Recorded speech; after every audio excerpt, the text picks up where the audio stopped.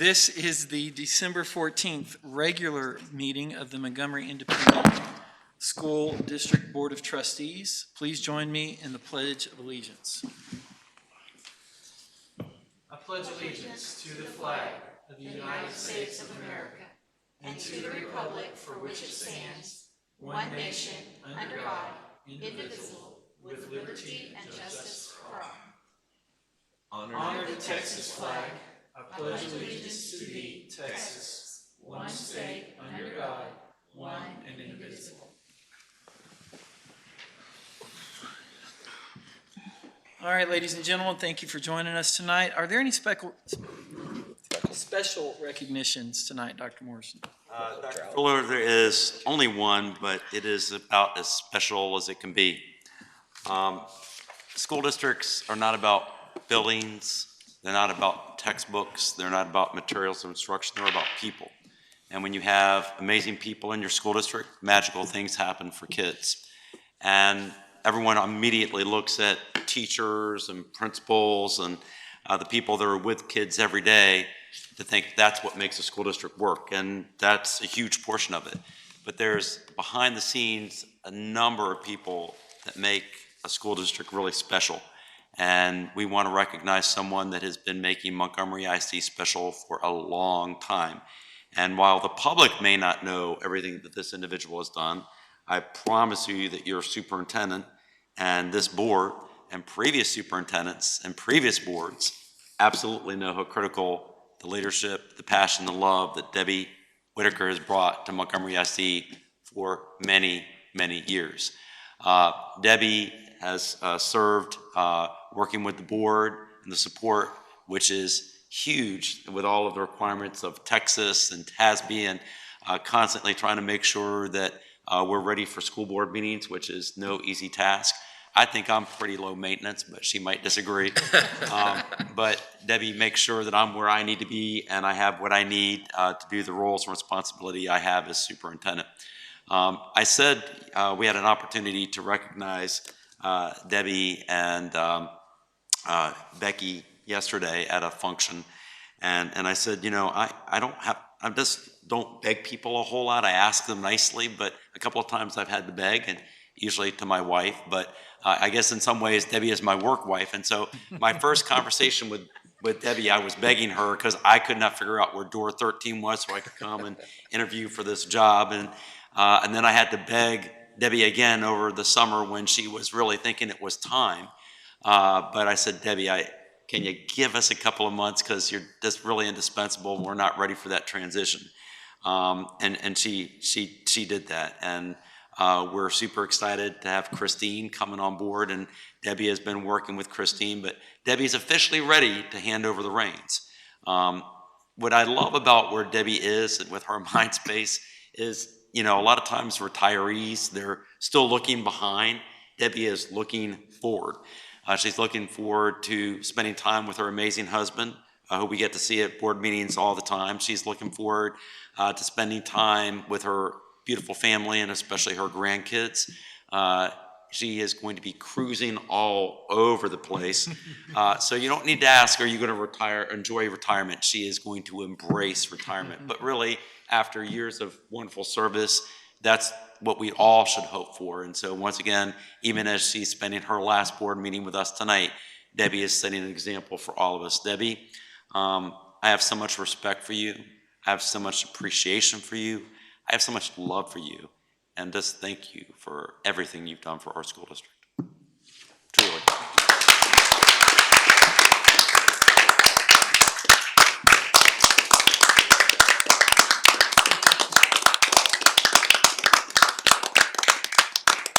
And Dr. Fuller, we have a few things for her. Gary, if we can borrow you too.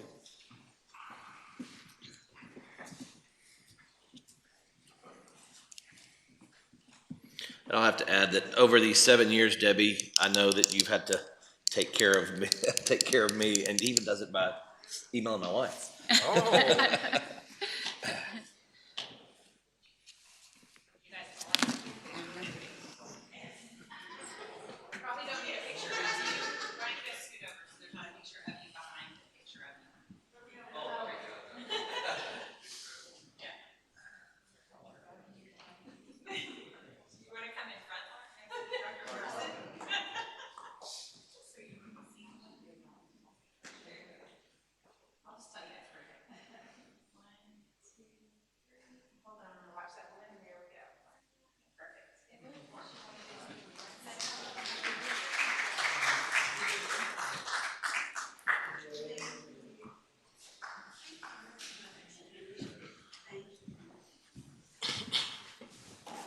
to stay for the whole meeting, correct? So now you can go. She's gonna sneak Don't out keep early now. It's the learning. first time she's ever got to leave. Ms. Whitaker, I want to say again, thank you. Don't want to follow that beautiful speech from Dr. Morrison, but thank you. On behalf of all of us, thank you for getting us where we need to be and helping us stay on the straight and narrow. And to Ms. Alcantar, we're your problem now. But knowing Debbie, she'll never be more than a phone call away, I'm sure. So. Except when she's on a cruise. All right, thank you for that special recognition. We're now moving on to public comments. We do have one registered public comment tonight. The board will hear from the audience during public comment portion. You do have to sign up, and we are allowing 5 minutes to address the board. We do ask that you respect the privacy of others and refrain from identifying students, employees, or other community members by name. There are appeal processes to employ your rights in that regard. We are willing to hear any comments on any topic. Just know that we are not necessarily able to respond at this moment, and don't be offended by that, and don't take it as one way or the other. So with that, I would like to offer Mr. Jim Porton of Montgomery the opportunity to address the board. I didn't think I was going to do anything like this when I walked through the door. But I want people to understand how hard it is for a board, how much time they put in, the hours and the camaraderie that's necessary to get things done. I appreciate the board. I appreciate Heath and Chris, who's done a great job. Great staff, and God bless you all. I hope 2022 is better. Thank you. Thank you, Mr. Porton. All right. Moving right along, we will now get into our consent agenda. Board members, are there any items that you'd wish to pull off the consent agenda for specific discussion? I hear none, so is there a motion on the consent agenda? I'll make a motion to approve the consent agenda. All right, Mr. Dennison, is there a second? Second. Mr. Hopkins, all those in favor? Aye. Aye. Opposed and abstained. The consent agenda carries as presented. Next, our action items. We are going to ask Dwayne McFadden, our Assistant Superintendent of Secondary and soon-to-be acting principal also of Lake Creek High School, to come forward. This is a process that happens every year where we present to the board any changes or modifications to the secondary course selection guide. What I am really excited about is, as you know, we love process improvement, and our strategic plan is around process improvement. And there's been multiple areas where there has been a focus, not only in terms of the document that you have before you that requires your approval tonight, but also one of the most important things we do in terms of educating our children and students at our junior highs and high schools, which is to create an appropriate master schedule that gets them the credits that they need, the rigor and challenge that they require, and prepares them ultimately to walk across the stage and be ready for the world of work or to be successful in college. And so we're going to share with you tonight some changes to our master schedule process, as well as the changes that will be for you to consider with the course selection guide for the 2022-2023 school year. Mr. McFadden. Yes. Good evening. I always chuckle when I come up here because I think of Dr. Morrison, and I'm thinking he's back there thinking, what is this guy going to say next? Because I've always tended to ramble sometimes on my presentation, so I'm going to try to stay on track here. I've also been told I have to stand next to this thing because I tend to walk when I'm talking, so I may pick it up and move it with me. I'm not sure. But course selection guides, we bring it to you every year for both the junior high and the high school. Dr. Morrison alluded to the fact that it's one small part of a bigger process, and the bigger process is our master schedule. Oh, look at that. Is it on? Oh, nice. I'll break into song here in a second. So we're going to talk about the course selection guide as being one of the major components of the master schedule building process. And so the master schedule building process for MISD, we've formalized into a series of tasks that principals have to go through, principals and district office staff have to go through. We've also attached a timeline to it for the completion of each task so that we have a master schedule that's ready in June before we all leave to get our long leisurely 3 months off in the summer. That was sarcasm. That was funny. The master schedule is used by all campuses and the district to drive improvement in many areas. And some of those areas are, it's used to ensure efficient staffing ratios so that we have the proper number of teachers to students in classrooms. Used to address instructional initiatives. We'll talk about that a little bit more. Used to ensure students have the opportunity to complete graduation pathways of their choice, but also to be able to participate in a number of extracurricular activities and co-curricular activities. It's an impossible maze to put together every year so that all the tracks fit together, and the kid that wants to be in culinary arts and be an athlete and be in choir can do all of those things while picking up all his core subjects as well. So it's a large part of what we do, and so formalizing this into a series of steps and a process was really important.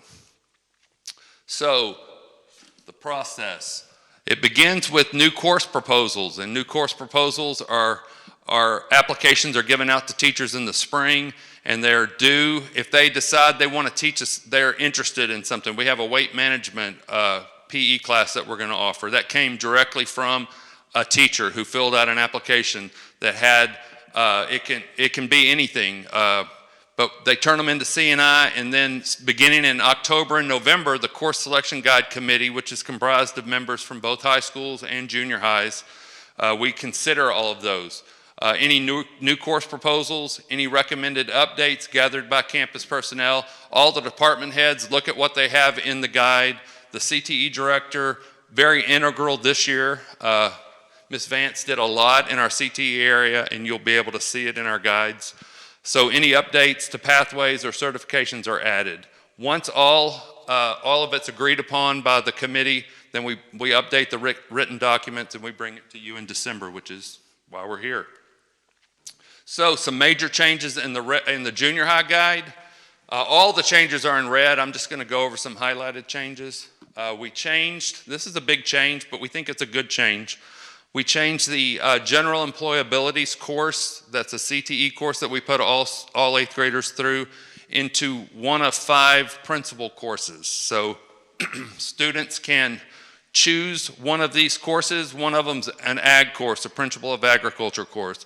If they've been in Project Lead the Way, they may choose Applied Engineering. If they think they want to be a doctor or a nurse, they could choose Health Science. But it allows them to kind of experiment a little bit in their 8th grade year, and then they can go forward into high school, or they can choose a completely different principal course for 9th grade. It just gives them an extra exploration. But also in that course, just like we do in general employabilities, we're going to do some career exploration activities, and we're going to develop or help start developing the 4-year plan for each of the students starting in 8th grade.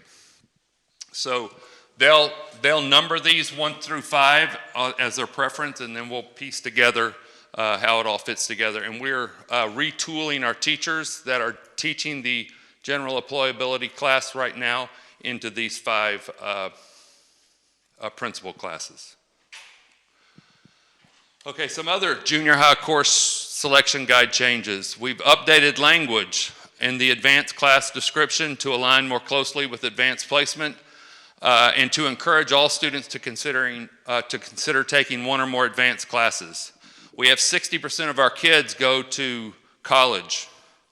48% of our kids take at least 1 or more advanced classes. So we feel like there's some places we can improve there. We can get more kids.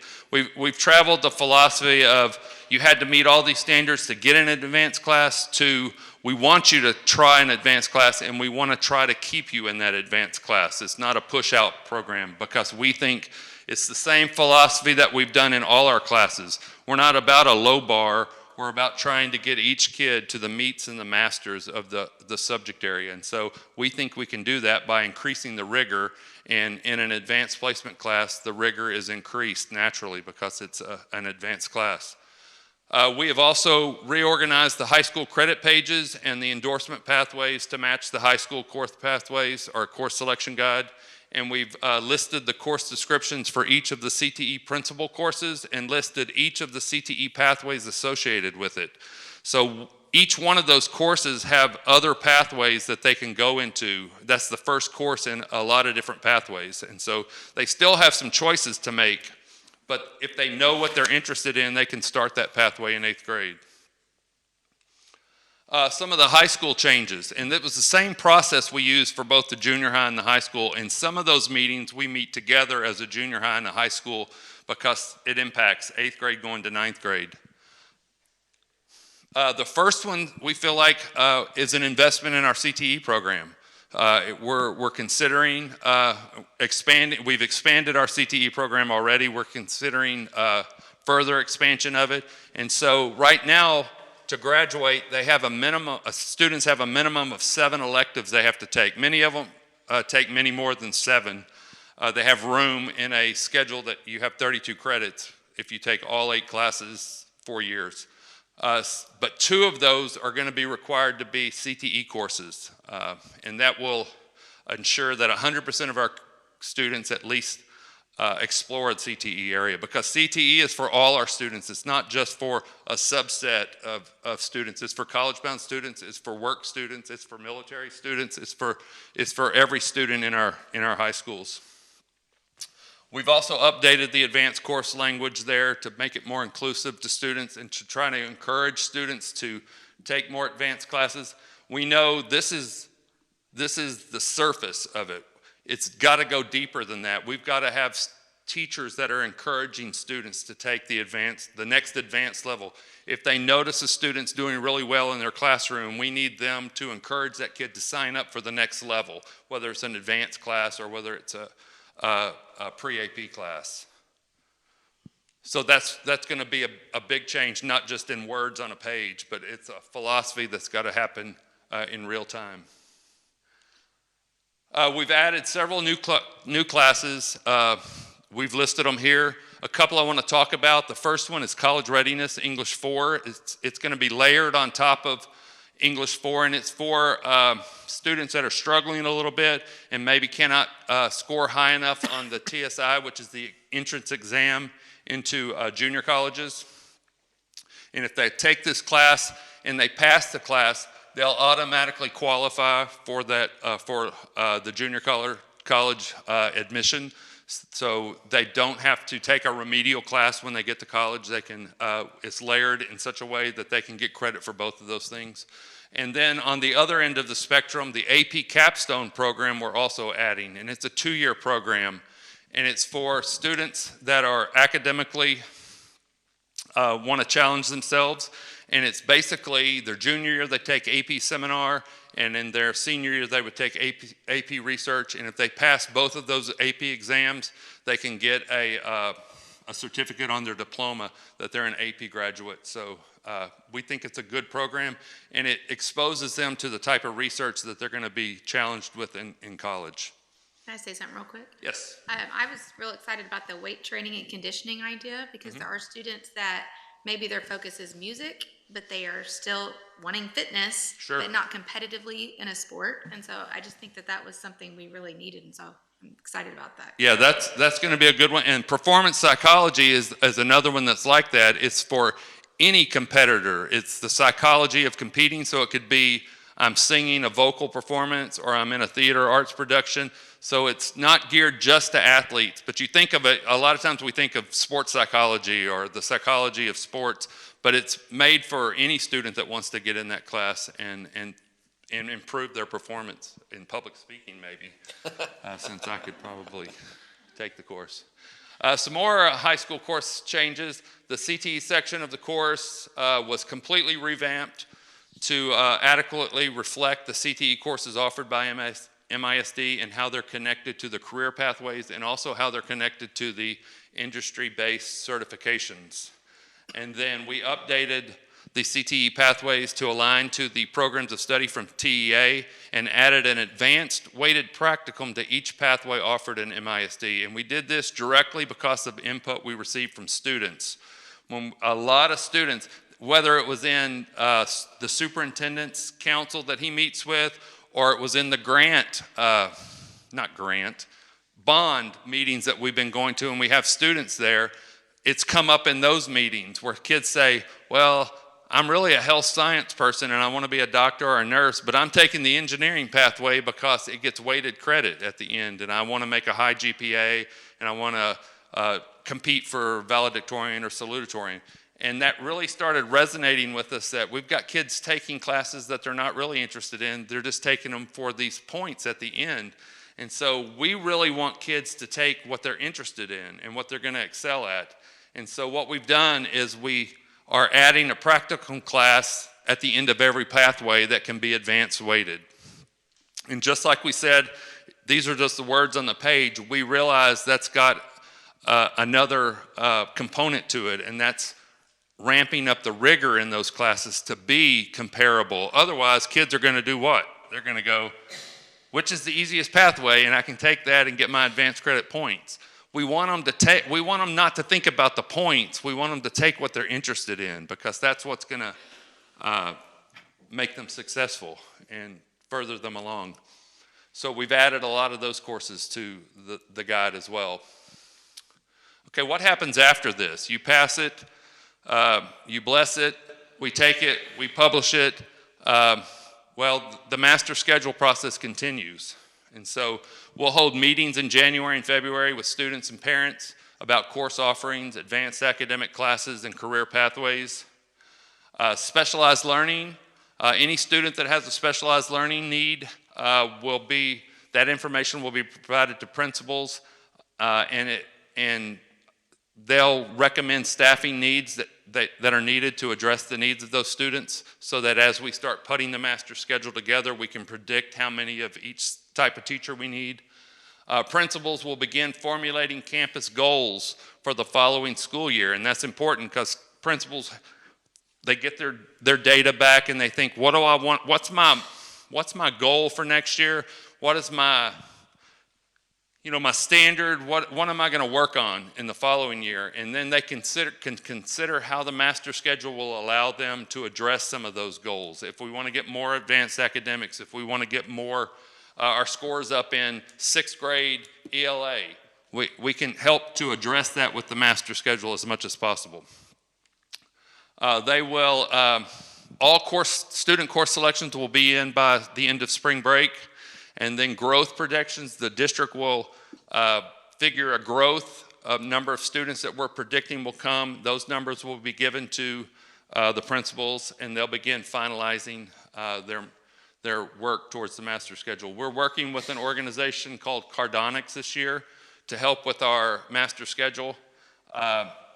We'll begin that work in late March, early April, and then we have a completion date for the master schedule to be June 15th so that we can do rollover in July 1st. And so this is formalized. We all know it beforehand, and so principals have been working hard to be able to live up to this standard, because it's going to take a lot of work to get here, but it's work that's necessary and needed. And that's it. That's the course selection guides for this year. Do y'all have any? I know you've had them in your packets, and there's other red stuff in there. If you have any questions, I'll be happy to take more time so Chris can sit back down. Any board members have any questions? Lots of exciting new stuff. Thank you. Good stuff. A lot of great stuff. Yep. And I want the community to know that I'm most impressed with the CTE offerings now. And this course selection guide, as we read it, looks like a tremendous investment in CTE. So I want to say a thank y'all for prioritizing that and doing the philosophy shift. I think it's in the right direction. So, thank y'all. All right, next up, we are considering, well, actually, we have a motion. Yes, Yes. on that. I was gonna say, that is an action item. It is an action item. Apologies on that, ladies and gentlemen. Is there a motion to consider the approval of the 22-23 course selection guide?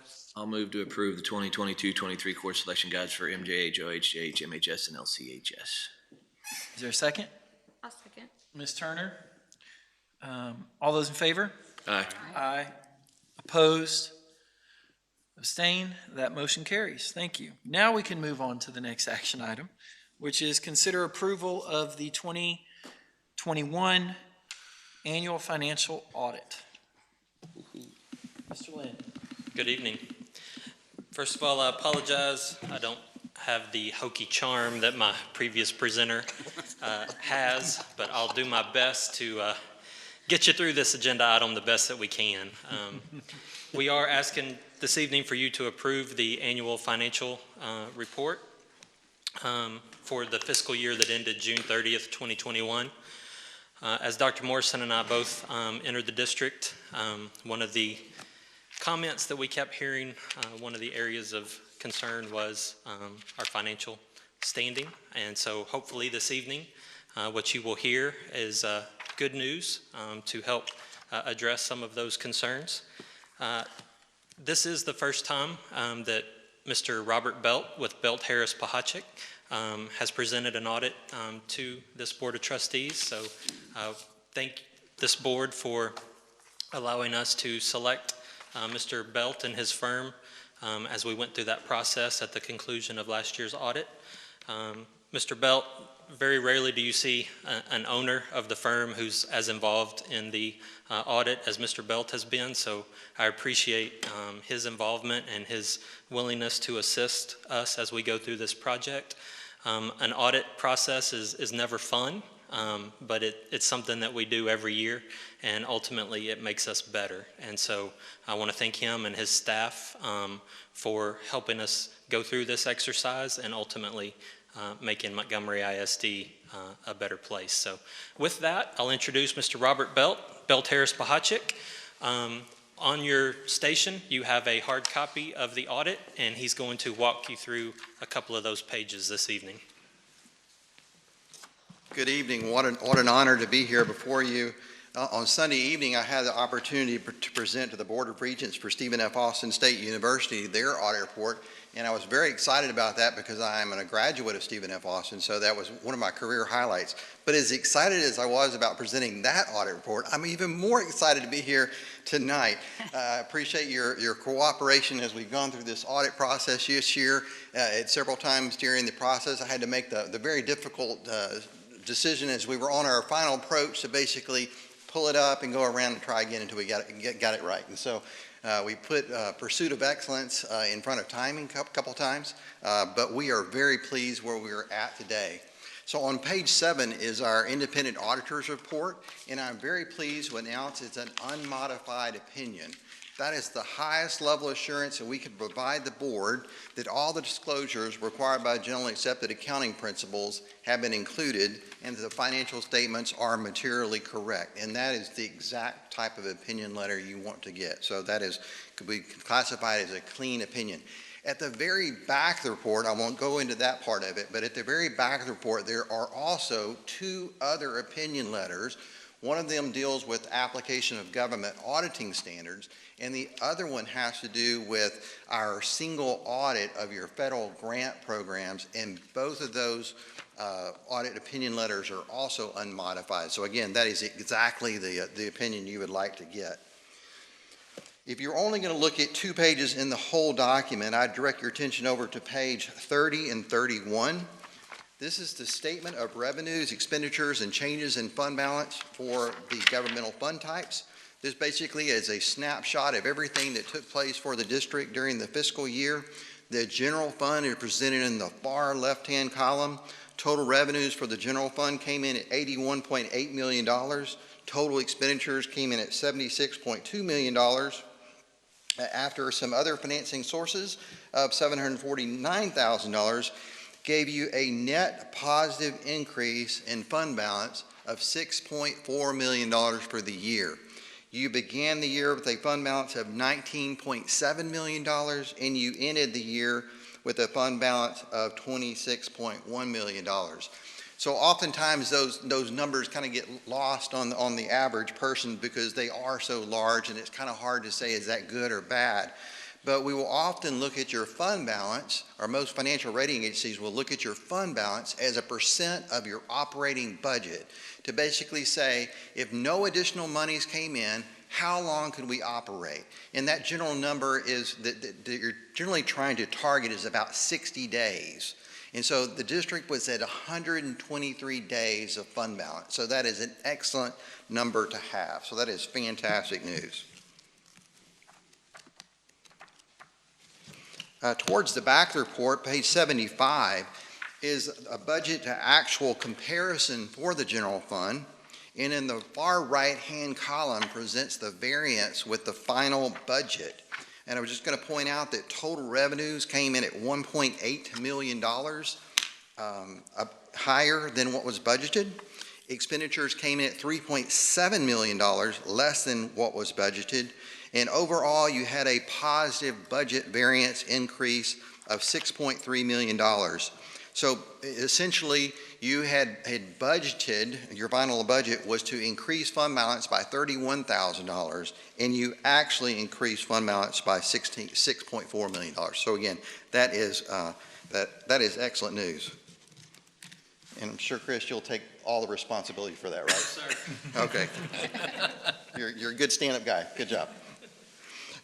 Page 105 is the budgetary comparison for the National School Breakfast and Lunch Program.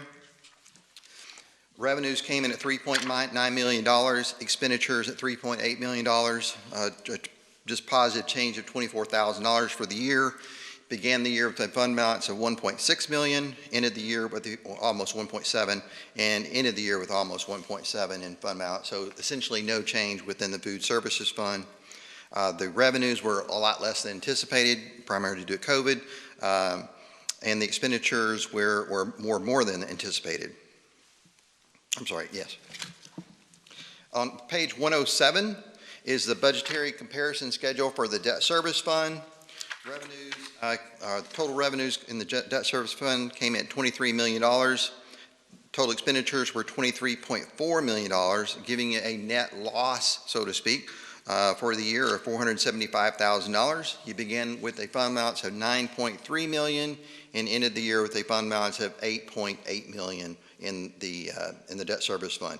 And that was actually a planned decrease of $1.2 million. So I don't want to make it sound like you didn't hit your target. You were planning to decrease fund balance by $1.2 million. You actually decreased it by $475,000. That was a positive budget variance overall of $768,000. So again, that is good news in relative to your original plan.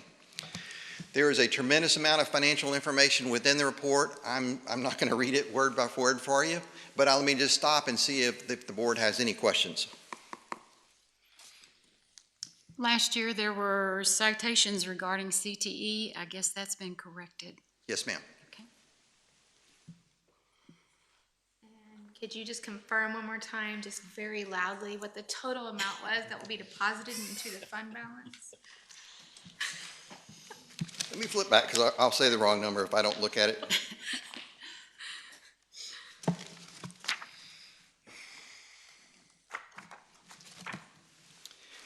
In the general fund, there was a deposit to fund balance of $6.4 million. Wow.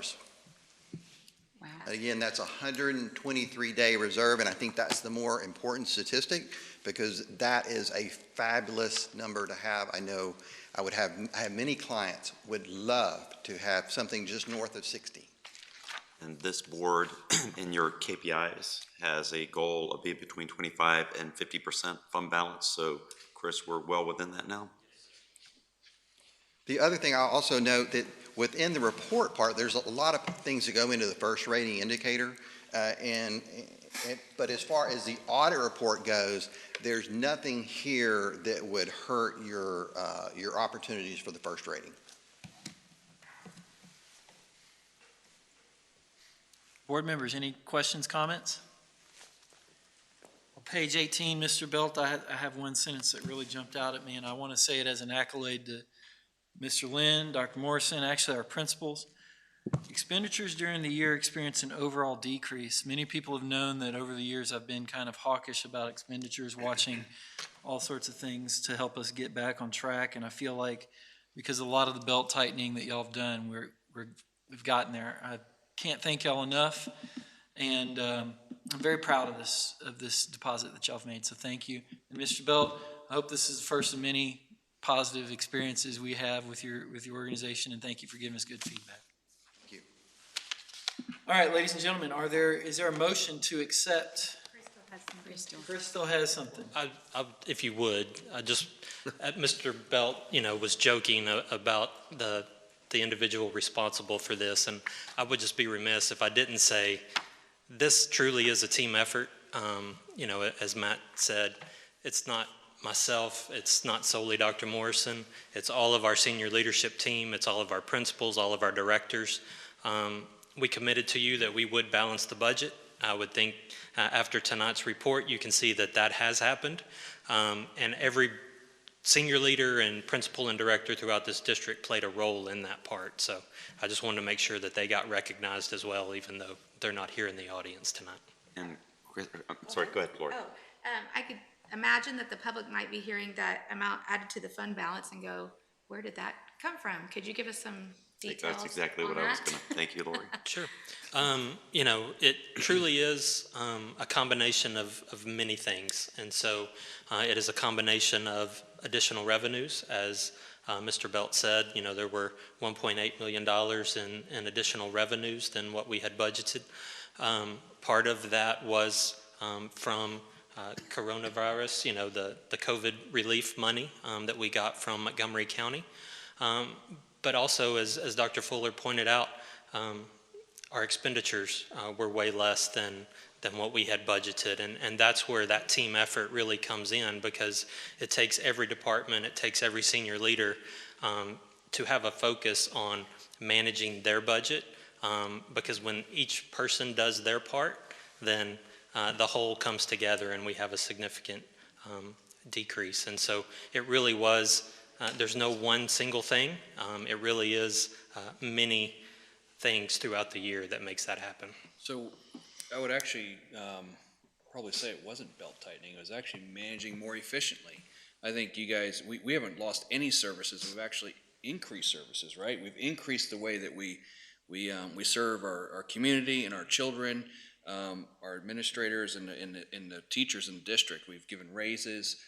All of those things have happened, and what I would say is taking a little bit step further and saying we're really managing the district very well. I wouldn't even say me. I would say that group of people over there, and the principals and the teachers are doing the yeoman's work. Dr. Morrison, you've done a fantastic job, and Chris, you're doing a great job, and that has to do with how we're leading and managing every day. So it's not about just cutting costs. It's about managing more efficiently and serving our staff and serving our community and our children more effectively. And that's where the cost savings is coming from. Mike, I think that is exceptionally well said. Very grateful to the team, our school administrators, our employees who understand the budgeting process, and this board for setting your expectations. There's no accident that there's an entire goal around being good fiduciary officers of taxpayer dollars in our strategic plan, which you directed and approved. I think it's absolutely necessary to put out there that every school district across the country benefited from getting some what is probably going to be one-time federal dollars as a result of COVID. We try to be very judicious with those dollars. We use them for what they were needed, and when they weren't needed, we were able to reallocate dollars to add to fund balance. We did not cut programs, we added programs. We did not cut staff, we added staff. And what I'm really proud of is, you remember, outside of balancing the budget, the highest priority this board put forward was also to better compensate our employees. And I do believe when we get ready to do compensation comparisons in this upcoming year, while we still have a lot of room to grow in that area, I think we took a significant improvement in that area, because as we've looked at our regional competitors, the raises that you all approved last year for staff, especially teachers, were the highest in the area. So it was not done by limiting resources to schools. It was not done by not better compensating their staff. It was not done by reducing programs. It really was trying to be good fiduciary officers of taxpayer dollars. And a little bit of belt tightening. And a little bit, which is never a bad thing. And I also want to echo Chris's appreciation for Mr. Belt. One of the things we also ask you in terms of our fiduciary responsibilities to this district was to ask for a hard audit. And Mr. Belt and his colleagues definitely gave us that. But you want an audit to tell you what you're doing well, and also to tell you where you have continuous areas of improvement. And every step of the way, we were able to get better guidance, better understanding of how we can continue to have improvement in this area. And I really appreciate Mr. Belt's leadership, and I look forward to our continued relationship. All right. Now, is there a motion on our audit?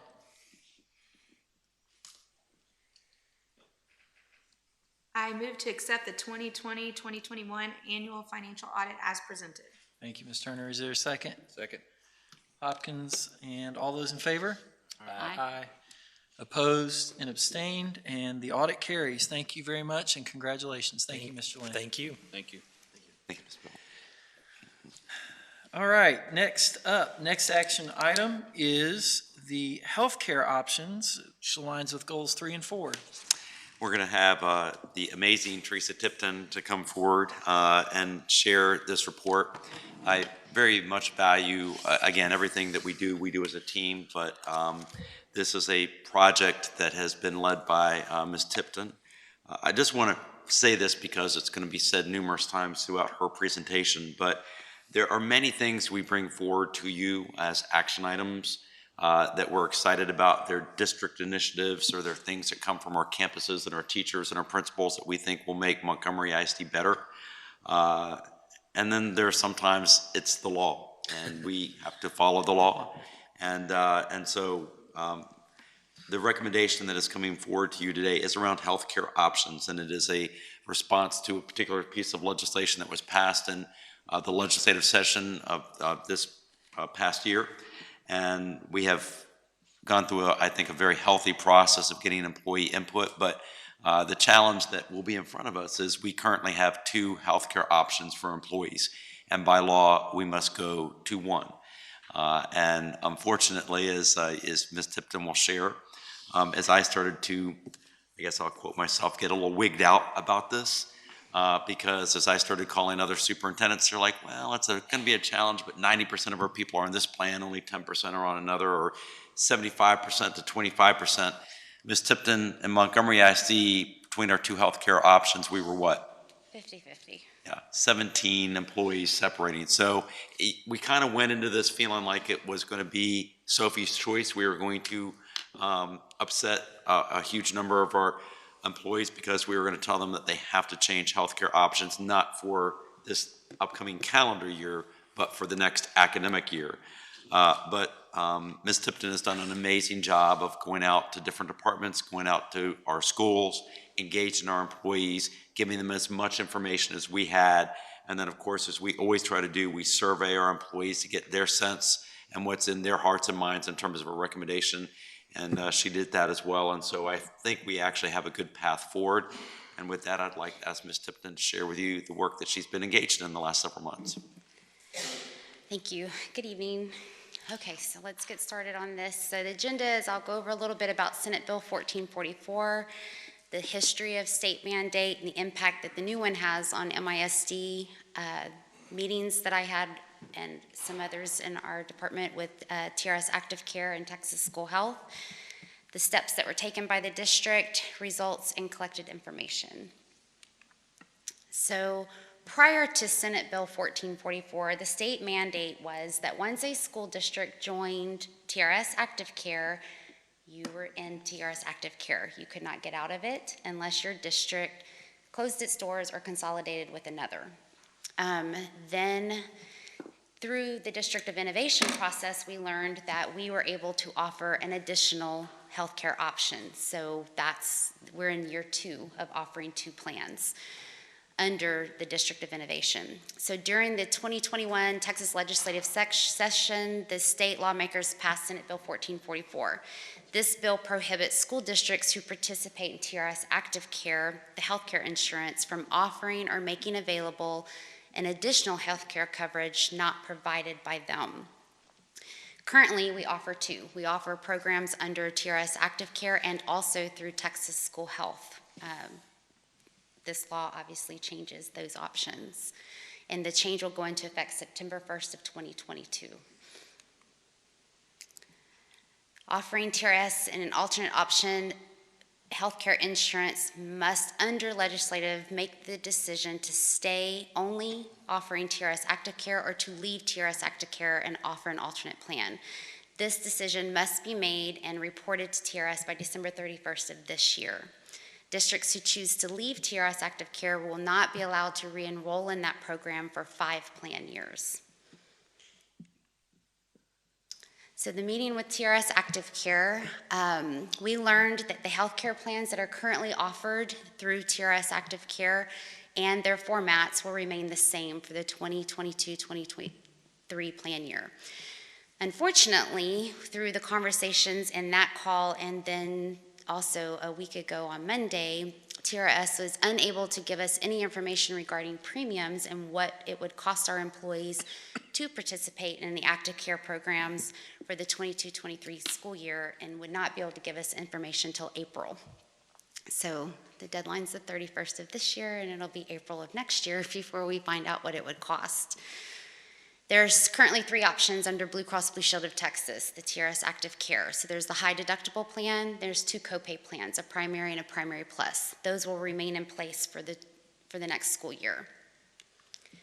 After meeting with Texas School Health, we went to Region and met with them at Region 6.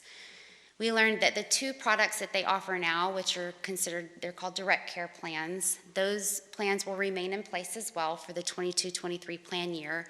But in addition to those 2 plans, they would be offering 2 PPO plans with an Aetna network, so more traditional PPO offers. So should a district choose to keep their coverage through Texas School Health, there would be 4 options for employees. And in October, Texas School Health gave us what our premiums would look like for the 22-23 plan year. So on this chart, it tells you what the current plans are now, again, just for direct care, because that's all that's offered currently. And then it shows the premiums for 22-23 plan year for the direct care, and then for the new PPO plans. Should we stay with Texas School Health, it would be our 3rd plan year with them, and it'll be the first increase that we've seen in premiums. And the premium increase was anywhere from 3 to 5%, depending on which plan they were on and which tier they were in. And here's just a side-by-side showing you the examples of what the plans themselves actually look like. So there's the high deductible plan under TRS Active Care. In the middle is the new PPO plan using the Aetna under Texas School Health, and then the direct care high deductible plan. So the new PPO plan under Texas School Health pretty much it mirrors the active care plan.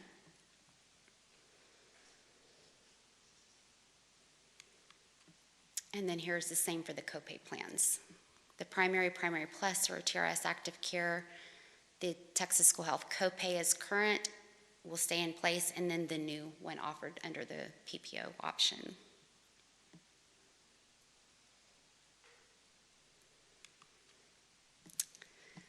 So the communication that we did with our employees had meetings on all the campuses and with all the departments, in which I shared all the information that I just shared with you, explaining to them how Senate Bill 1444 will impact not only the district but them. All the information that I had obtained from Active Care as well as Texas School Health was shared with them. I know it was mentioned several times, if not each time, in the MISD minute releases. And then we released a survey in November that went out to all MISD employees asking for some feedback from them. Again, I just want to really acknowledge my appreciation, Ms. Tipton, because as I started visiting campuses, this was very much source of concern and questions for our employees, rightfully so. And so I went to go see her, and I said, you know, Teresa, we set up these regional meetings. And she goes, I think I need to visit every campus and every department. And that she did. Those were some long engaged meetings, but very appreciated by our employees. And well participated in. I was impressed by that. This is a spreadsheet that I did where I pulled the enrollment as of 9/1 of 2021 and broke it out by administration, child nutrition, transportation, each department, each category to tell how many are enrolled in which plan and which tier in each plan. Try to get as much, kept thinking to myself, if this was my decision, I want as much information as I could have. This is the active care situation, and then this was the enrollment under Texas School Health. When I asked employees that were in the Texas, obviously there's many more in the copay plan on the Texas School Health and TRS. In the current, everything I heard back was it was a copay plan they actually could afford to use. So copay plans typically have much larger premiums, and these were premiums that they could afford. So the survey went out in November. We had 63 clerical paraprofessionals that responded, child nutrition, maintenance, transportation 50, and professionals 251. So 364 participated in the survey, which is roughly half of the healthcare participants in the district. And here's some charts that kind of give you it gives you the idea of what was said. So which district healthcare plan are you currently enrolled in? We broke it out by clerical, auxiliary, and professional. And you can see where the split kind of gets. It was legit for 2 years, almost 50-50. When determining your personal health care coverage, which of the following is most important to you, and cost, which is monthly premium and out-of-pocket expenses, was the most important in all three categories. And then what would you prefer, what would be your preferred health care plan? In all three categories, it was the Texas School Health.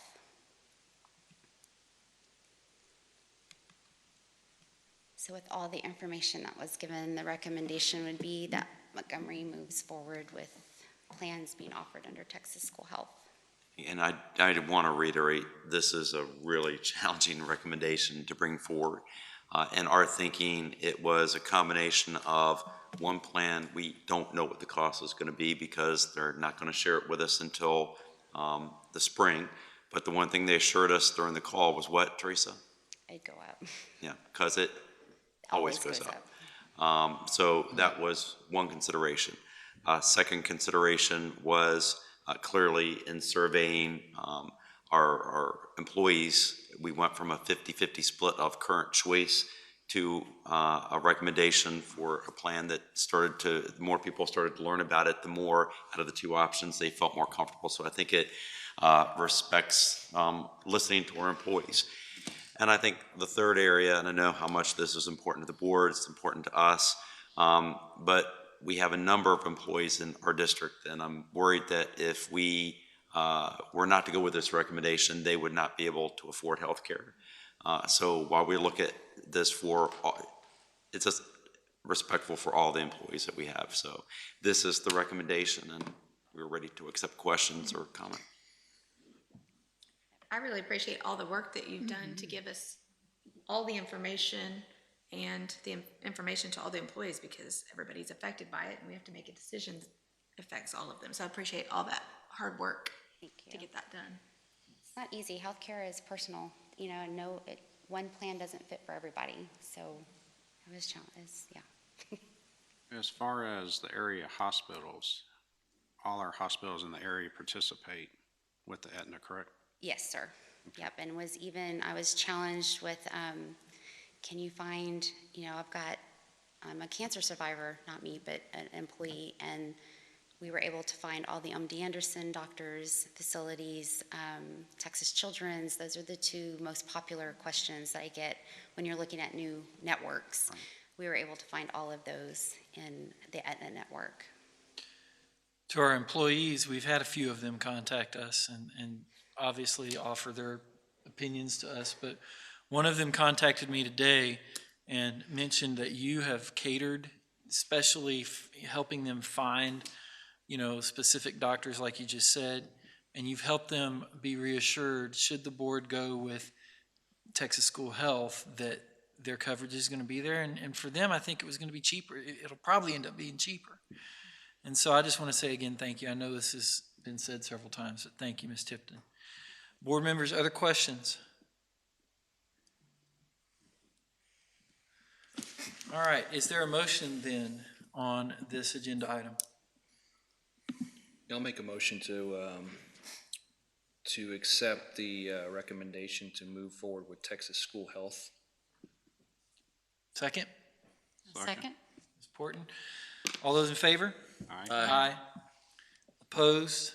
Abstain? That motion carries. Ms. Tipton, thank you very much. Thank you. Thank you, Teresa. You're too far away. All right, ladies and gentlemen, next up we have information items. And our first one is our MISD School Police Department Goal 2 update.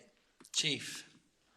Or Dr. Morris. So, Dr. Fuller, actually, what we're excited about is, as you remember, one of the things that we pledged to you with the creation of a strategic plan was we'd have departments reporting to you throughout the calendar year. You've already heard from CTE, technology. You'll be hearing from every department throughout the year. So tonight, school police is up. But also, we pledge to share with you in real time updates around the various goals. So not just looking at the segments of departments and how we're trying to achieve the goals in our strategic plan, but actually get a snapshot of how we're doing in terms of setting KPIs under each of the goals, and also the various strategies. How are we doing in launching those strategies, and what are the ones we've already launched, which ones have been completed, and which ones have yet to actually be enacted. And so tonight, while the main show is Chief Phillips and School Police, we also have two other of our great leaders who are responsible for Goal 2, Dr. Amy Busby, who has the coolest title in the school district, who is Assistant Superintendent of Student Services and Innovation. And one of those new programs that we launched this year, because of the importance of family and community partnerships, we have our Director, Courtney Dyer. So it is a joint presentation tonight. All right. Thank you for this opportunity this evening, and we're going to get right into it. So our agenda for tonight, we'll be discussing the police department's individual goals as they relate to the strategic goals of the district. We'll specify which strategies for each goal have deadlines passed and also deadlines that are approaching. We'll report on the strategies that have been completed, report on strategies that have approaching deadlines, and also talk about what's next for our department. Just an overview of what we'll be discussing. We'll talk about safety and security because we want to make sure that our district is safe at all times, and we provide that safety and security so that the educational process can thrive. We'll talk about education for officers, crime prevention, community involvement, and also additional training. As you look at the update, you will see at the end of each bullet point, you will see that it's completed or in progress, or if you see that there is 2 years specified, 2021 and 2022, what we have done is we have conducted this training also in 2021, and we will continue conducting this training and awareness in 2022. If you go to the second column, at the bottom where you don't see any timelines, these are actually events that we have already completed and are in process within our department, and it guides us with a lot of what the goals are toward the go-to of the strategies. So some of them are kind of directly affects our goals, some of them kind of indirectly affects them, but they all adhere to Goal 2.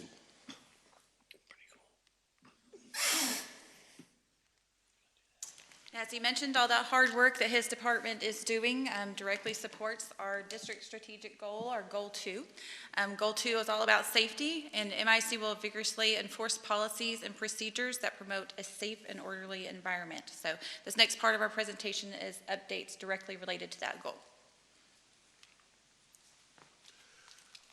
MIC will provide a safe and orderly learning environment and rigorously enforce all safety and security measures by ensuring 100% of staff and students are trained on all required trainings, including active shooter safety policies, procedures, and protocols. So as we go to the KPIs for 2.1.1, all employees will participate in an annual active shooter training. So at the beginning of the year, we put on this training for each individual campus and each department. And so we have already completed this particular goal at 100%. So all of our employees have been trained, as well as all of our facilities workers and the cafeteria crew. All of them have been trained in active shooter. KPI 2.1.2, all employees will participate in training on the district safety plan annually. As a part of what we do on a yearly basis, there are particular things that we do safety-wise as it relates to drills. So all of our employees have been trained in those drills, the drill procedures, the protocols, and we will see later on how that all culminates together with some of our drills and how we have developed a way of pushing those drills out and keeping good reporting. KPI 2.1.3, each campus will complete all district and state required safety drills annually. We are at 100% on this, and we're striving for 100%. It's in progress right now. So when I talked about the drills earlier, these drills are like the fire drills we have, evacuation drills, the active shooter or lockdown drills. So these drills we have put into place. Texas School Safety said that we didn't really have to do all the fire drills each month, but they also says it depends on what the fire marshal says. So we got in contact with fire marshal's office, and they said if there's 10 days in the month, then we had to have a fire drill each month. So we are currently having fire drills and our other drills when necessary or when we're supposed to have them.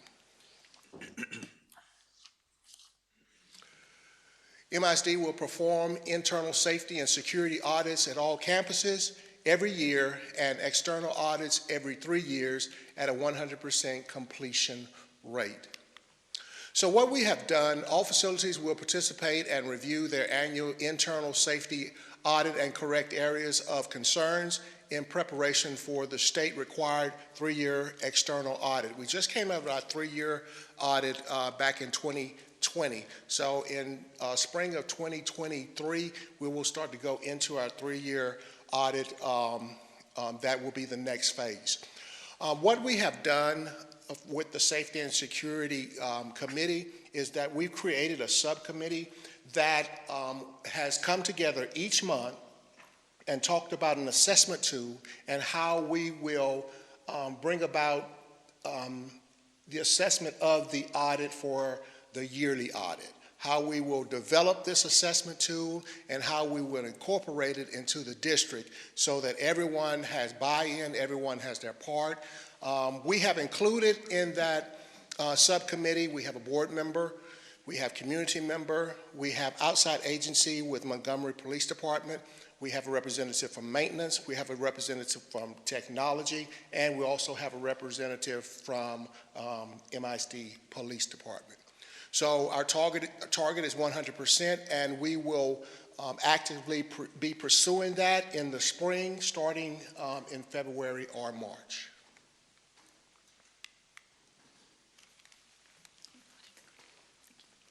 So performance objective 3, this is MIC will implement best practices which will result in students, parents, and staff experiencing a safe and secure environment. So these KPIs are measured a little bit differently. Instead of it just being a task where we can check that that was done, you have to get the perception of those in your organization. So the KPIs focus on that. So the first one is the percentage of students that report experiencing a safe and secure school environment. And the goal was for this to increase by 3% annually.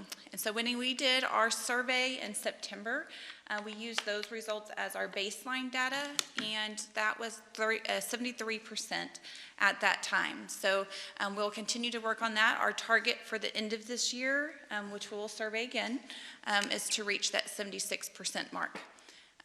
There are several things that we are doing to work in this area. This is just one example that our officers are working on training in the DARE program, and that way they will be able to increase that drug awareness and prevention. So that's just one example of how we'll help increase that feeling of safety. The next KPI then focuses on parents and the percentage of parents that report experiencing a safe and secure school environment. So originally our KPI was, again, for that to increase by 3%. We did our baseline survey, and that came in at 90% for this KPI in September. And so when we talked about that in our team, we started looking at this is probably a pretty good benchmark number, 90%. And to try to increase 3% every year after you reach that benchmark is a hefty goal. So we kind of revised it to say that we would like to reach at or above 90% on an annual basis. So that's what our target is for the end of this year, is to hit at least that 90% mark again. So again, one example of an activity, and this again is led by our police department and chief, is to increase that community and parent involvement by implementing the Citizen Police Academy, and he's going to be working on that in the spring. And the third KPI in this area is then the percentage of staff. And so when we did our benchmark data and got our baseline, it was at 94%.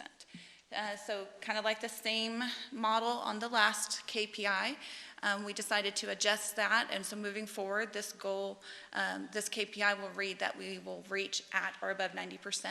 And so our target for the end of this year is to hit that 90% or higher mark. And another example here where we'll continue to work so that we stay at those numbers. The police department, again, has increased the number of officers at the high schools and support to the junior high and elementary schools with the start of their leadership academy. This was an example of some of the questions that were asked on the survey and how they looked at what their perception was about safety. So these numbers came actually from the question number 3, the school is safe.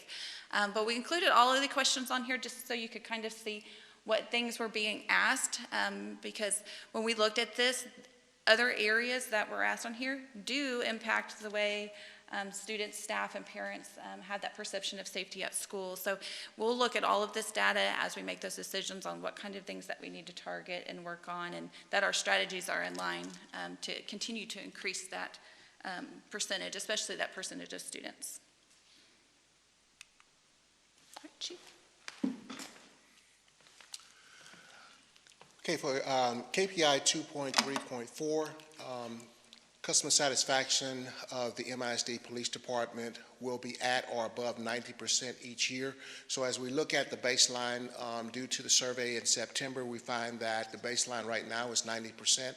And as Dr. Busby said, we want to keep that at a target level of 90 because it's kind of difficult to increase 3% at 97%, so 96%. So district goal 2, safety, school safety. Overall, how satisfied or dissatisfied are you with each of the following departments? So if you go down to the police department, you'll see that parents are 96% satisfied with school safety, and the staff is also 96% satisfied with school safety.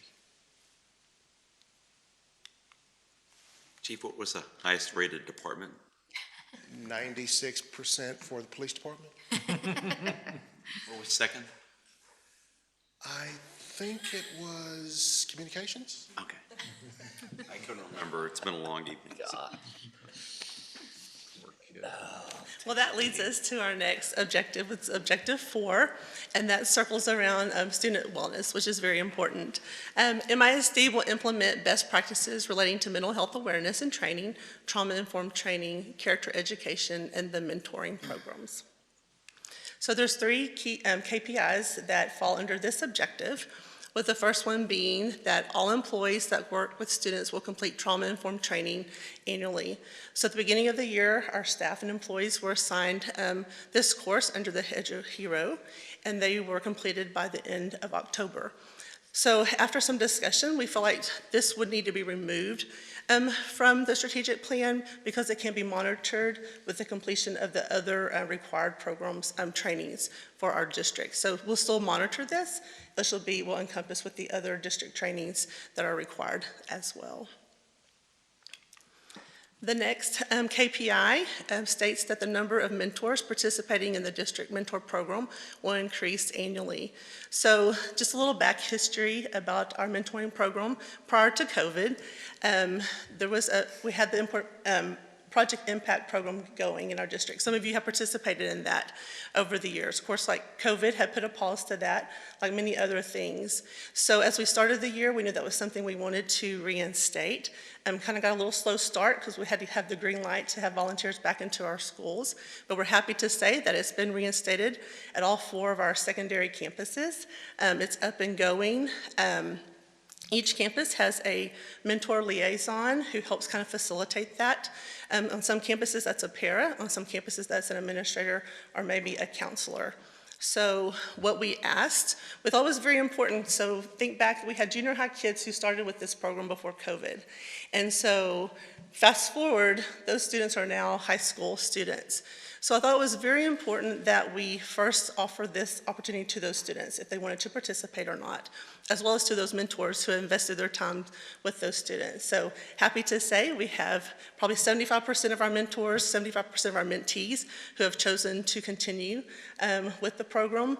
We've been able to pair a lot of them back up with their mentor and mentee relationship. Some for different reasons, we've had to do some different pairings. So as of right now, as a baseline, we have 40 mentors. We do have several students who have not been paired with a mentor. So I've had some of the mentors have gone out to recruit a little bit. I've joined some meetings of some organizations to share a little bit about our program, to also provide some recruitment. So, and just in this week, I've already had some new people who have shown an interest and come on board. So our target is to add 20, which I told the SLT team meeting earlier today that I feel very confident that's not going to be a problem. I know that we have several who are going to start after this semester, after the holidays. So just a little plug, if you know someone who's interested in being a mentor, please send them my way. Be happy to visit with them about the program and the importance that it provides. It's a very basic program.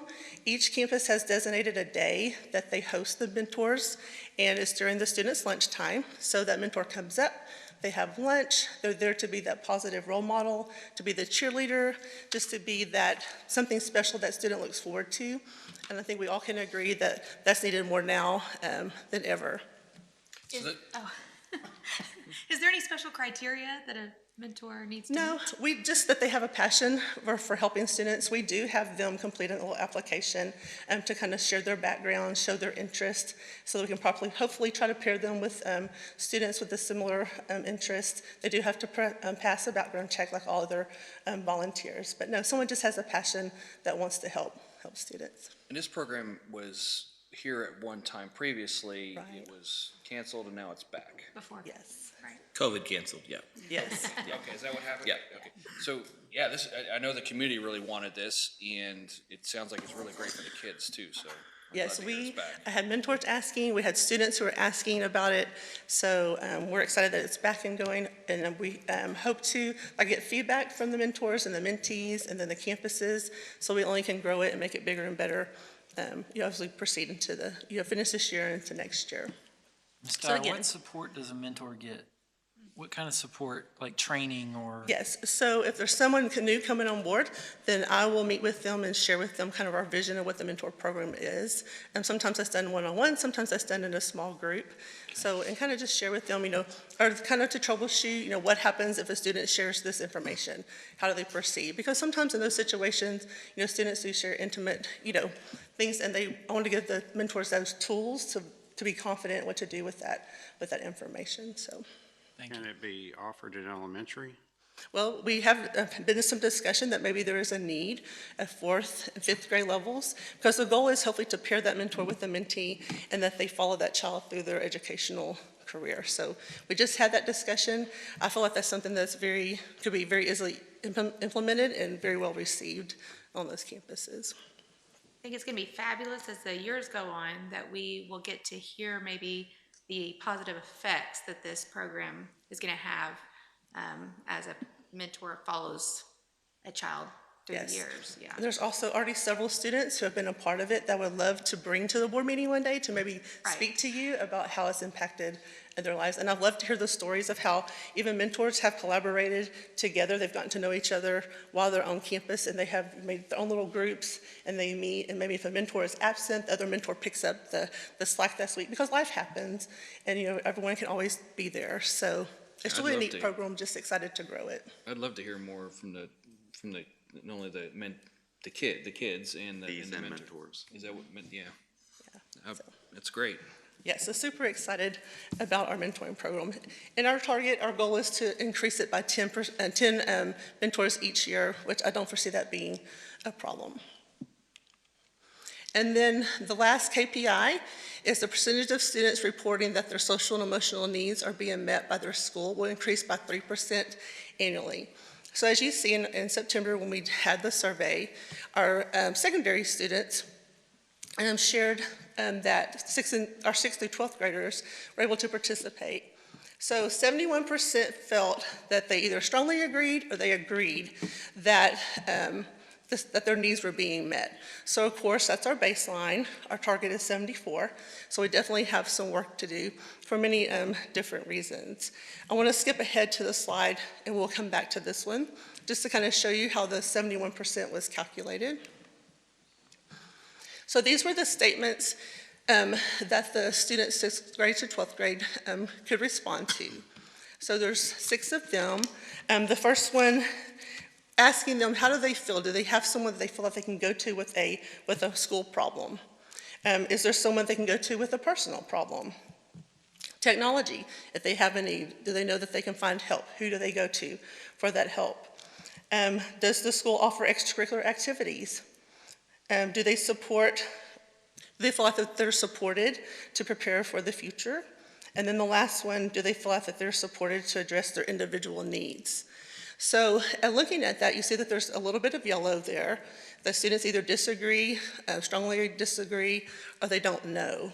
So we wanted just to be sure that we're educating our students about what supports are available and where they can go to get those supports.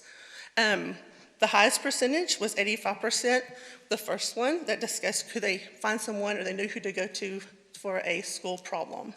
And then the lowest percentage was the last one, which did they feel like they were supported and had their individual needs addressed. So that kind of gave us great data to go back to see where we needed to start, so how we could increase these percentages. So just again, keeping in mind all of 6 of these factored into the 71%. So the progress there, we've been collaborating with our campus counselors and administration to kind of see where do we go from here? What do we need to do next? So again, like I said, we feel like we need to first educate, being sure the students understand we're communicating with them, they know what are the supports that are available to them, and then who are those people that they can go to get those supports.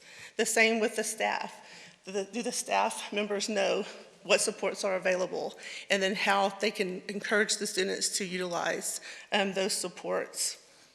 And then counselors too, they're seeking because they see a need in the rise of, the needs of students and mental health, seeking that professional development piece. I've been super proud that our region centers have provided lots of good professional development for counselors that's free. It's either virtual or in person, so it's some flexibility for those trainings, and our counselors have sought that out to help better themselves in helping their students. And then also, you probably will see in one of our strategies underneath this objective is to also identify how do MISD counselors, what's the role? So what is the role of an MISD counselor? So if a new counselor were to come, where would they look? If a new principal comes on board, where can they see? They would know exactly what the role of the counselor was. So if they've spent some time kind of tracking the time that they spend in different tasks, how much time do they spend with doing administrative tasks? How much time do they spend with addressing individual needs? So that information will help us, help counselors maximize their time so they can be sure they're spending it the most they can with students.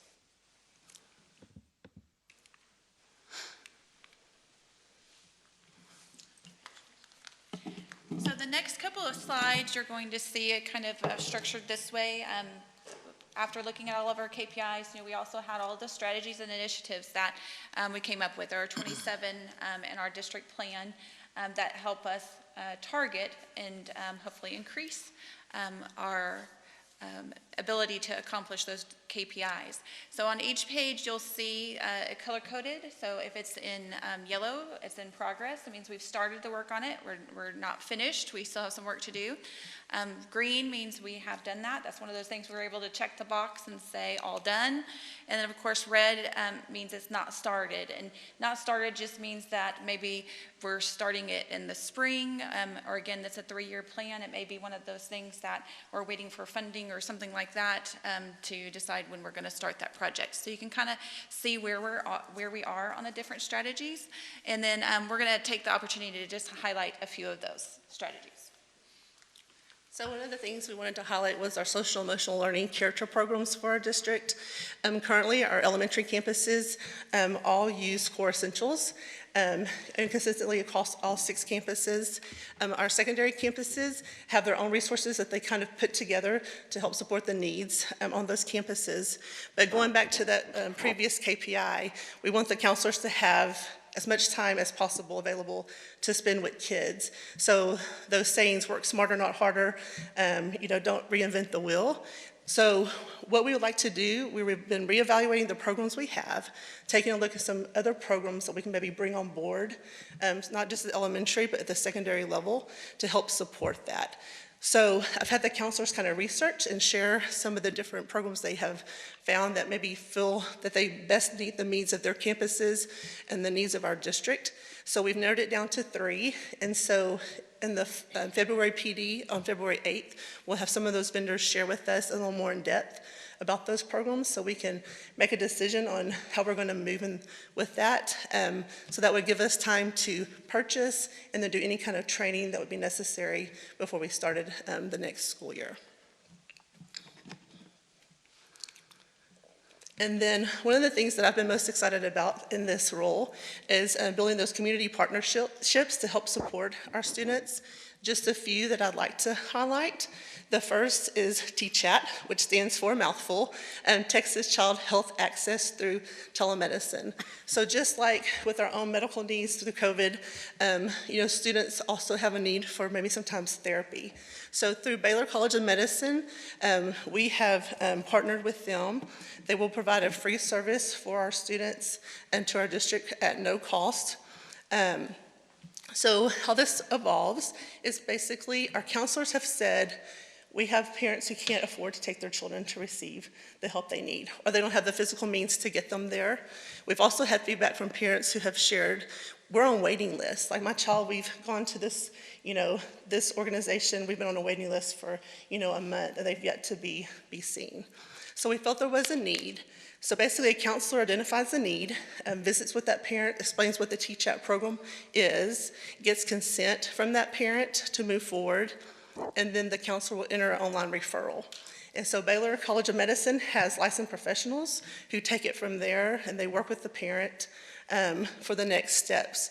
They're guaranteed 4 free sessions, which I think is wonderful. Of course, you're probably thinking, well, sometimes those things take longer than 4 weeks.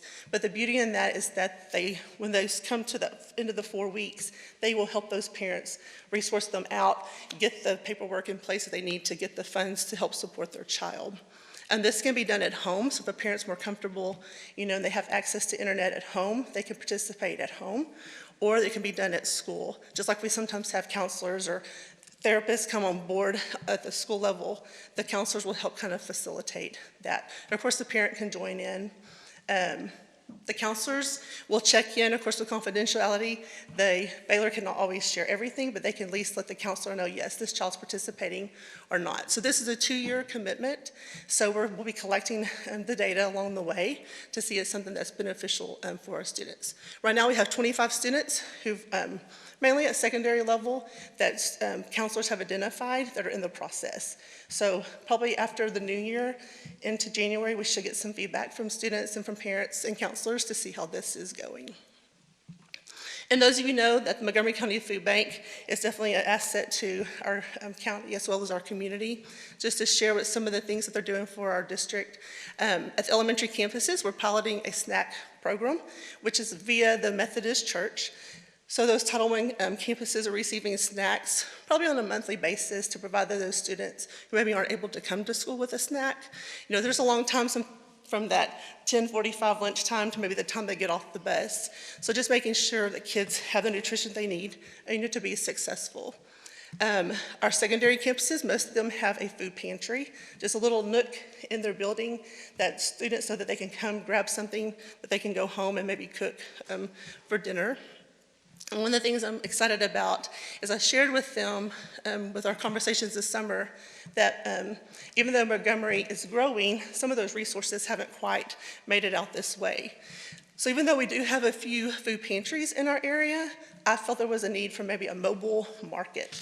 So with that being said, that will be coming on board after the new year. So kind of targeting those more rural areas. So are you saying, just so I understand, are you saying that we have a food pantry for within the district? The Montgomery United Methodist Church has been, my goodness, probably as long as I can remember, they have an opportunity for families in the area to come the first and third Saturdays of the month to their pantry, and they provide them with things. There's also a clothes closet that's connected to that. But sometimes our parents don't utilize that because they do have to get out, they have to go in. Sometimes, they're a little maybe a little more, not secure about getting out and sharing, what's going on with their families. So the mobile market allows the families to drive up. The food bank provides enough food for 200 families, 30 pounds of food per family. You drive up and they load it in your car. And so we'll be working with our secondary student organizations to help volunteer and provide that. So they're going to work opposite of the Methodist Church. So they'll be there on the second and fourth weeks, whereas the Methodist Church is the first and third. And we'll communicate that once that's up and going with our campuses and in the community as well. So excited about that. Juju Service League is another organization that helps our elementary campuses. On Fridays, students who have been identified go home with a backpack full of food that they do not have to worry about cooking. They can just pull out and have something to eat over the weekend. That varies from campus based on the need. I would say anywhere from probably 10 to 25 students per elementary campus. And then the last one is Yes Montgomery. They have been a great support as I've come on board into this role. They're there for any kind of monetary need. That could be from helping a family get water turned back on. It could be helping a parent fix the car so they can get to work so they're not fired. So they're also going to help provide some mentors for the mentor program. So these are just some of the partnerships that I'm proud of and looking forward to grow these partnerships along the way.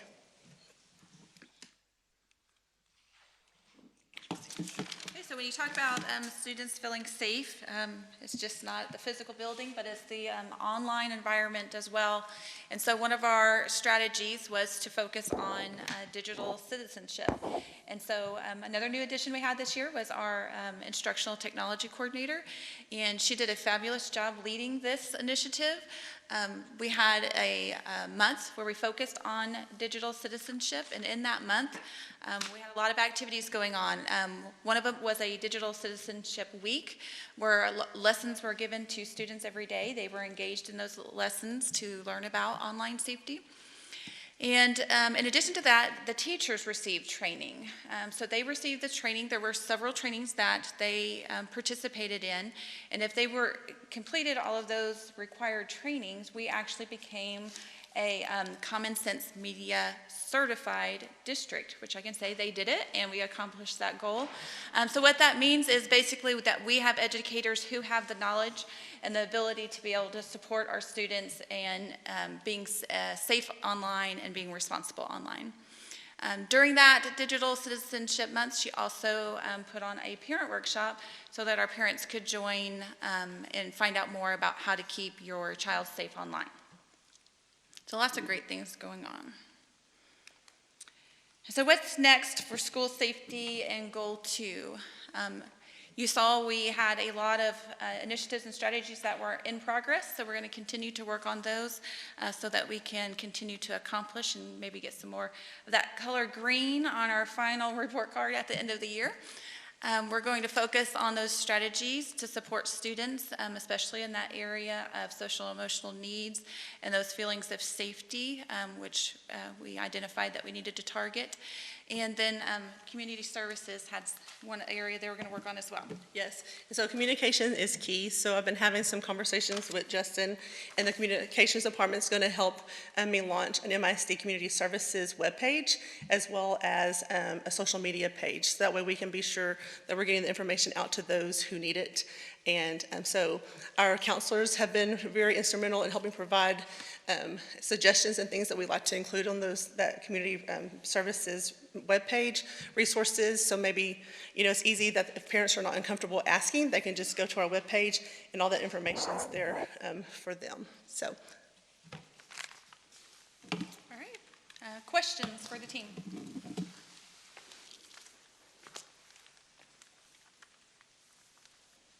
Learned a lot. Lots of stuff. Yeah, there's lots of stuff.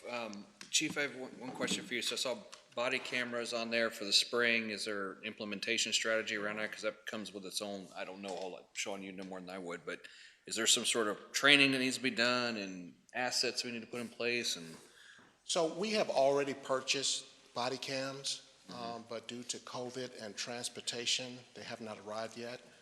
So we're still waiting on them to arrive, but there is training, specific training that we will go through, and we also have a trainer who will come on site and provide that for us.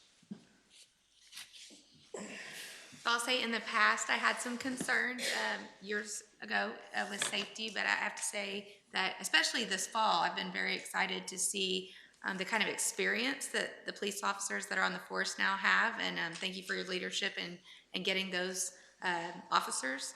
And so I'm just seeing the force getting stronger and stronger, so I appreciate that. It's a group effort. Our officers, knowledgeable, the experiences that they have, and it brings a wealth of knowledge to the police department for us to succeed. I don't know I've never seen this in the past, but I've noticed MISD officers assisting in the community in working accidents and things like that around Lake Creek 2854 in particular. It's a crazy road, but the professionalism is clear, and they really I'm really pleased with how things are going as well. So I just see things differently than what I used to see out of the police department years ago. Another thing I'm hearing more about is the connection between officers on campuses, especially secondary, that I've heard about, and how much I have talked to one particular officer, and I mean, his heart for the students, it's not just about the directing traffic or the physical safety, it's also, actually caring for the kids and wanting connection with them, so. And what we've done since we've started our hiring process is we've invited administrators in on the hiring process, so they actually sit on the hiring board because we want their input, we want their buy-in, and most of the times when we have them there, the officer's going to that campus, so they get a feel of who the officer is and have some working knowledge of how we go about choosing those officers. Other questions, comments? I was surprised that the emotional needs was actually high. My daughters would never rate me that high in terms of the district. She tolerates my existence in her world, and that's it. But no, you guys are doing great. I love the community engagement. It's fantastic. What I appreciate about the team, and it's actually thinking about some of the criticisms or areas that were lifted up that we could do better. I think Courtney's journey into community partnerships, we don't always get noticed by some of the community groups that serve all of Montgomery because there's a perception that we don't have those needs. And over a quarter of our kids are meet the federal definition of poverty.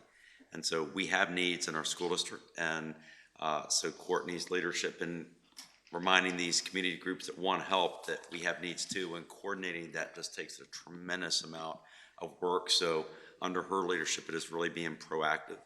I look at what Chief has accomplished, and recently, I think Dr. Fuller met, but we invited some of the community leaders who actually had engaged in the community process for hiring the new superintendent, and figured it was a good chance to say, hey, are you kind of okay with who got hired, or did you say, board, you missed the boat? But they were given a lot of feedback in terms of what they had shared in terms of areas that they wanted to see our school district get better. And a lot was said about school police. And one of the criticisms that had been raised was that we very much acted like an island. And there were many law enforcement agencies locally in the state that want to help, but they felt like MISD police just did not want or receive that help well. And under Chief Phillips's leadership, it was acknowledged. Both the mayor and Chief Solomon both said that now it's a true partnership, and there's collaboration, discussion, planning, trying to be proactive to serve not only the needs of our schools, but the community. And recently, as we know, there was a security challenge at one of our middle schools, and you got a chance to see that coordination and that collaboration in action. So those trainings where we, say 100%, they're really important, because when you need the training, you want to make sure that not only did staff receive it, but that we can put it in action. And so all of that has happened under Chief's leadership. So we're very, very grateful for all three of these leaders. You talked about the benchmarks that have been set already. And you said it's in the spring that we'll go back and do the questionnaires to students and parents? Yes, so actually there is a survey that has lots of questions in it that help us in different areas of the strategic plan to kind of gauge where we are.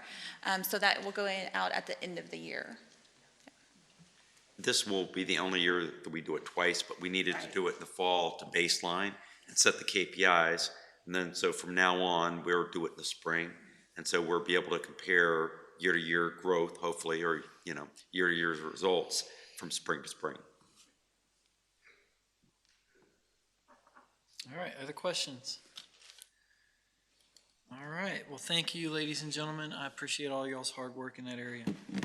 Item 7B, information item on a first reading for a number of about a dozen or so policy edits. Thank you, Dr. Fuller. This will be very short. As you know, TASB looks through and always helps us update our policies, both local and state requirements. And so what you have in your board packet are the markups from TASB that show the changes that must be made. There are very few that are actually local decisions. These are things that have to comply with state law and policy and regulations. Staff also shared with you some additional insight in terms of how some of these will be implemented. So it's not just the policy, but how it's executed across the school district and our schools. So as required by board policy, this is the first reading, and then we're asked to come back in January and have you vote on these to become our embedded policies. Great. So are there any questions? So look for that on a consent agenda near you in the future. Item 7C. This is the Dwayne McFadden Show Part 2. He did such a good job the first time, we thought we'd invite him to come back. His microphone. Yeah, is Baylor still number one? Baylor's number one in basketball, unanimous. cheers for that? Nope, not really, Mr. McFadden, no, sir. Got nothing. We're not talking about, time started? Okay. Time on me. All right, this came up, believe it or not, from a process that we had for master schedule. When we're having these am I on? Yep. Test. When we had these master schedule, or course selection guide meetings in response to our master schedule process, the counselors came to us and started bringing up questions on GPA, how we do GPAs in our high schools.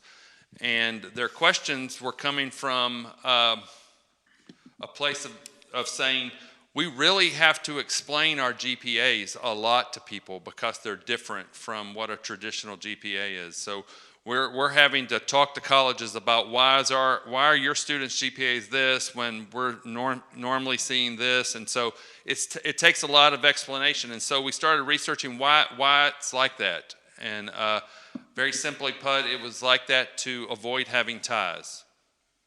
So that's where we're going to start. Ties for valedictorian. Ties for Val and Sal, valedictorian, salutatorian. So we're asking, this is first reading, there's no decision to be made, we're just presenting some information to you about what our process is and what we're proposing and how we got to this proposal.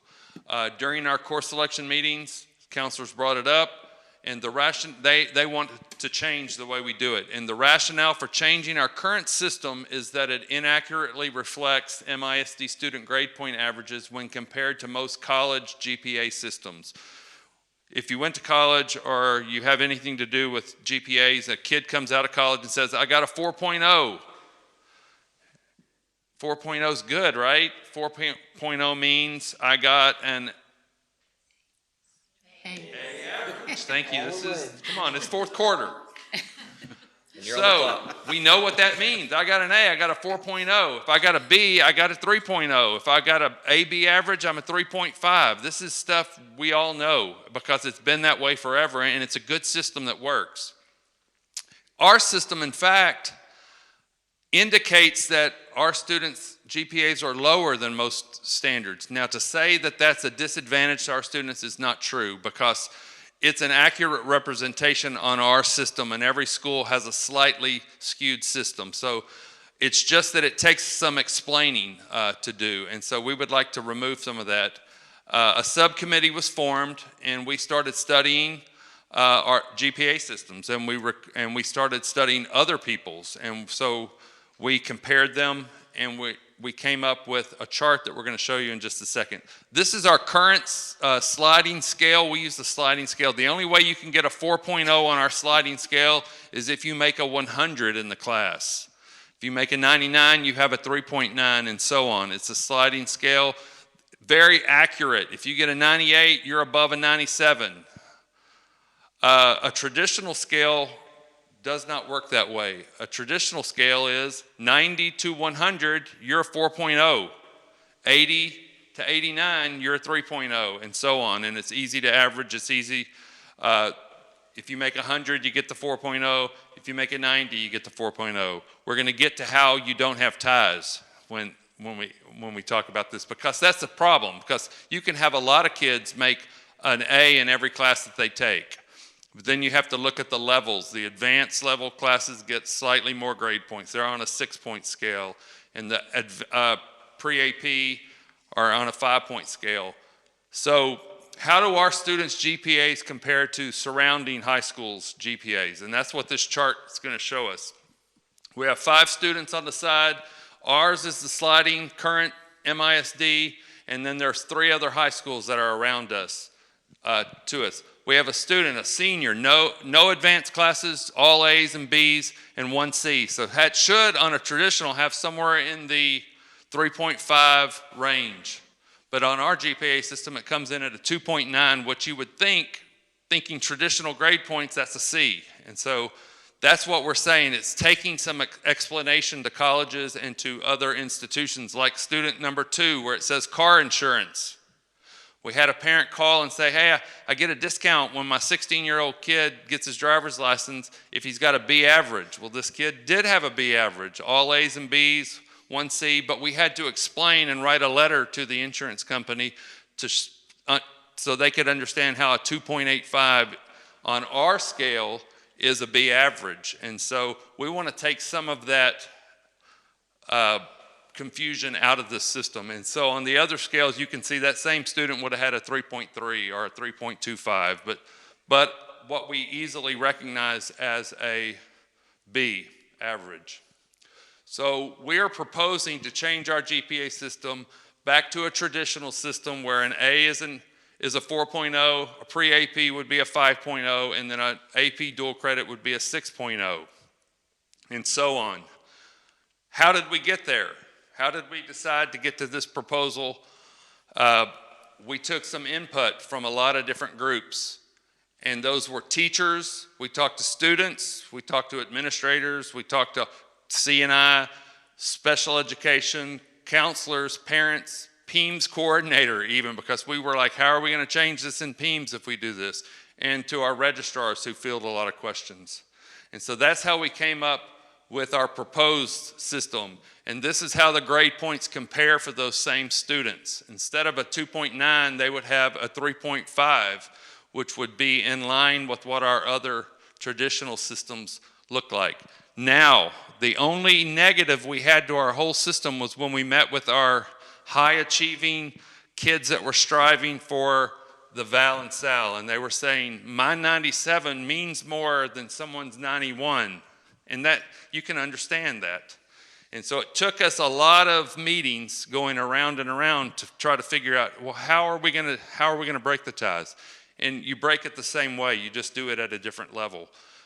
That 97, if we have 5 kids tied for valedictorian, we're going to look at every class that they took that's the same, and then we're going to do an old-fashioned average. 97 with their 93, with their 90, with their 89, which none of those kids have an 89, so we're going to go with 95, 98. We're going to average them, and then we're going to do it out, and that will break the tie. So they still get credit for those 97s and 92s, but it's at a different level. And so that only affects 10 or 20 kids, where this current GPA system affects 400 seniors.